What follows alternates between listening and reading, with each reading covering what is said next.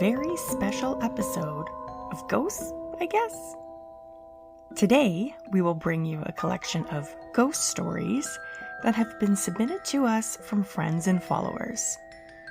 Thank you, Braylon, Jessica, and my mom and dad for sharing these stories with us. We are always accepting ghost stories from friends and followers, and we'll have more compilation episodes like this in the future. If you're interested in sharing your story on the podcast, please reach out to us on Instagram or by emailing us at ghostsiguess@gmail.com. Enjoy!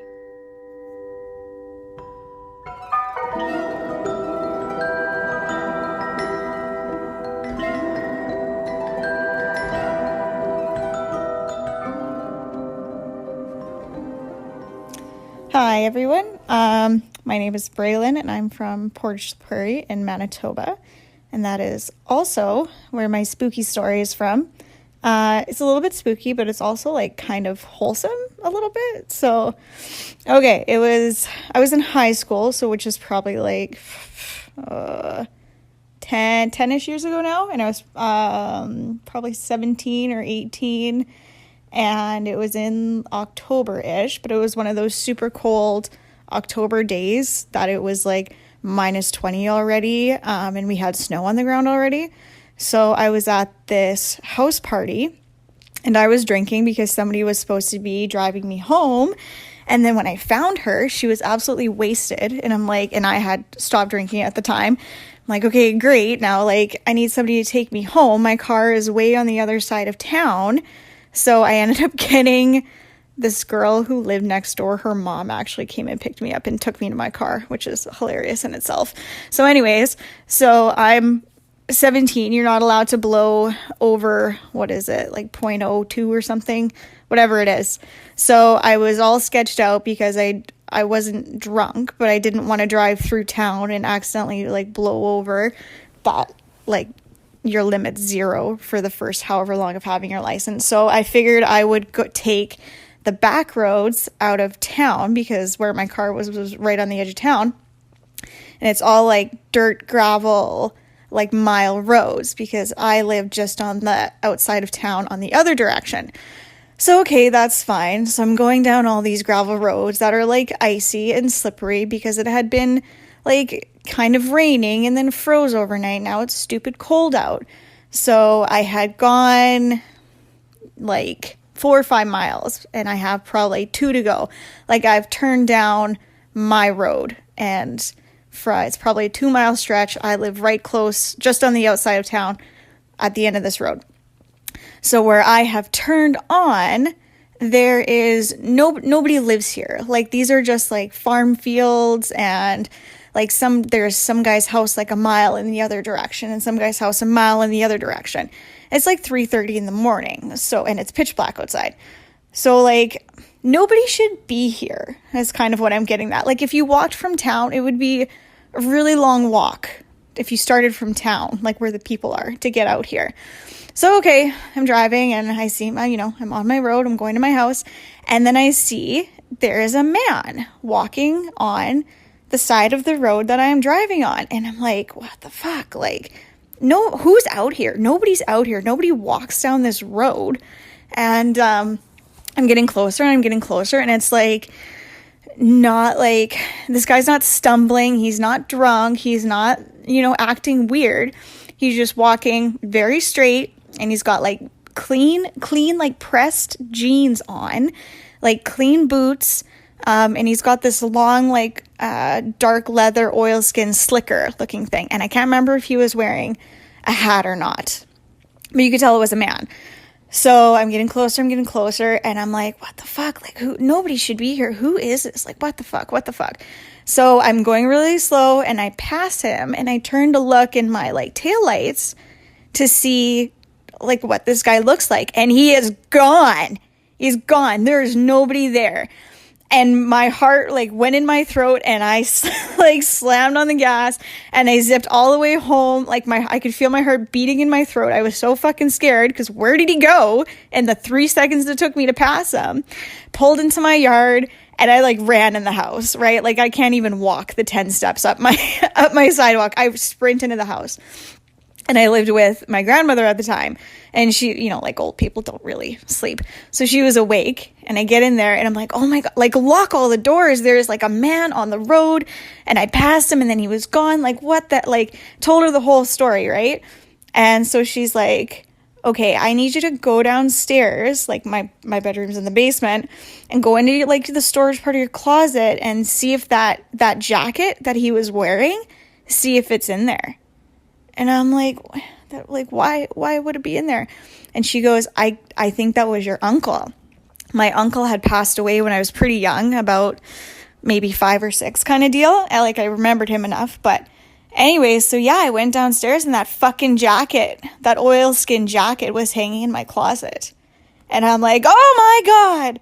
So that is my ghost story. And it's a little wholesome at the end because I have seen several tarot card readers and mediums, and they've all said that that uncle is kind of my person, right? Who's followed me throughout my life. So that makes sense. And again, what my grandmother had said at the time was like, you're not really supposed to take those roads when they get icy. Like the ditches are really steep. If you go in the ditch, like you're not getting out kind of thing. And, she's like, you weren't really supposed to be down there. Like, I think that's why he showed up, because you were supposed to, like be careful kind of thing. I'm like, well, I did like absolutely gun it after passing him, but that's besides the point.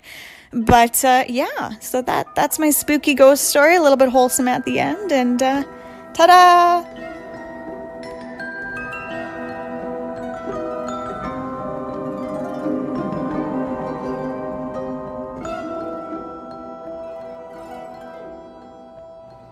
Hi, my name's Jessica, and I live in Winnipeg. This is my ghost story. So I moved into my apartment, and the lady that used to live in here before me, unfortunately, passed away. So I knew going into the apartment that there was somebody who passed away before me. So I moved in, and right away I felt kind of like there was a little bit of a presence in my apartment, but I didn't really think anything of it.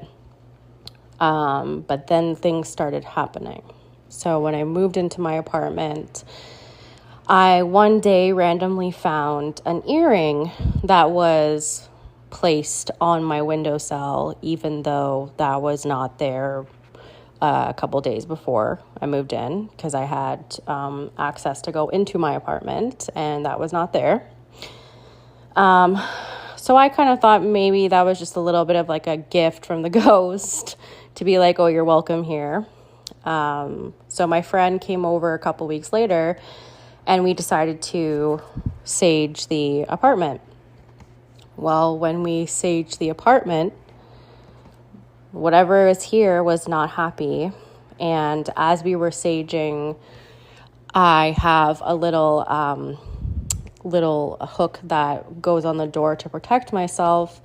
The hook got pushed over, and it was in a state where it wouldn't have just fallen over by itself. It was pushed. It's very heavy to be pushed over.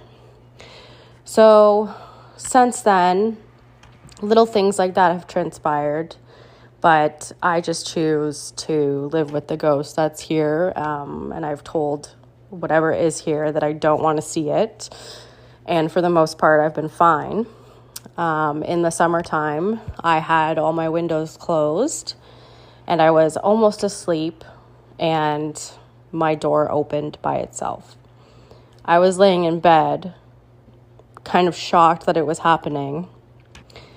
And eventually, I jumped off my bed and slammed the door shut. So there have been a few creepy disturbances in my apartment, to say the least, but I still live here, and the ghost and me are just chilling.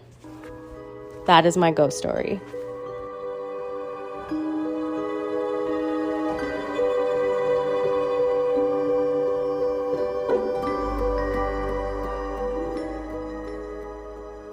A special note about the ghost stories from Mom and Dad. I had previously recounted 2 of these stories to Rachel on previous episodes, based on what had been told to me as a child and what I remembered over the years. When my parents came for a visit recently, I wanted to get the actual stories direct from their mouths and memories. I was amazed at what details had remained the same and what details were literally entirely different. Most of all, the fire in the field story was 100% creepier when they retold it. I'm so glad to have these stories documented. Enjoy.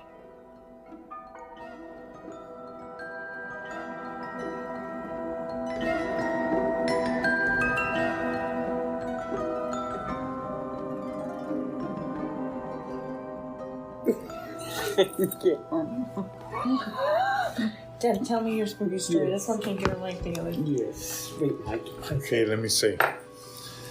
Okay, we left driving back from Newfoundland one year, probably around 25, 30 years ago. And I was getting pretty tired. We're getting through driving on Highway 20 through Quebec. And all of a sudden, I'm really tired. And all of a sudden, right before me, great big hand comes right up to the windshield. Just like that. I hit the brakes. And I woke right up. And that was like a close call. It was like a warning.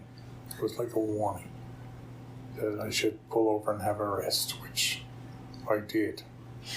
I got out and walked around the car a couple times. Felt okay, and we drove to the hotel. And that's pretty well it that I can remember now. I'm old. What about in the hospital? Which one? What happened? When you got sick as a little boy? Oh, it's kind of weird because what happened was back then they didn't have any plastic tubes. They had glass tubes, and I had appendicitis that broke, and back then that was serious. Poison going through your system.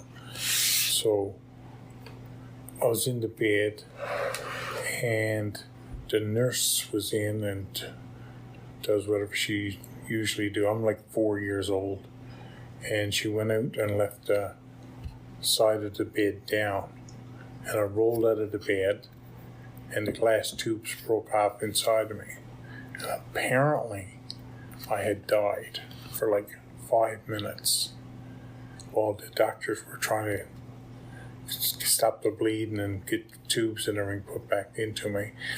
And I was like floating. I could look down and see the doctors and nurses all working on me, trying to get me alive again, right? And I remember that to this day. I remember that. And yeah, that's about it. I know there's a guy, Irving, in the bed next to me. That's the only other things I remember from my hospital experience there. Okay, now, which one will I tell you about? The one where we were driving home Again, driving through Quebec City. Yeah, you can tell that one. Okay. Well, in 1973, we were driving home to Newfoundland to see our parents, and it was at that time we were young, so we just kept driving and driving. And we were driving, and it was about 12:30 at night, and I was looking out the window, and it was pitch dark, and it was just all trees and that around in Quebec City. No. In Quebec, I'm sorry. And when I was looking out, all of a sudden I seen, to me it looked like the Blessed Virgin Mary, the way everything was blowing and that. So I told her her gown and white gowns. Oh yeah. And so I told Gerald, and Gerald looked over and he said, "Whoo!"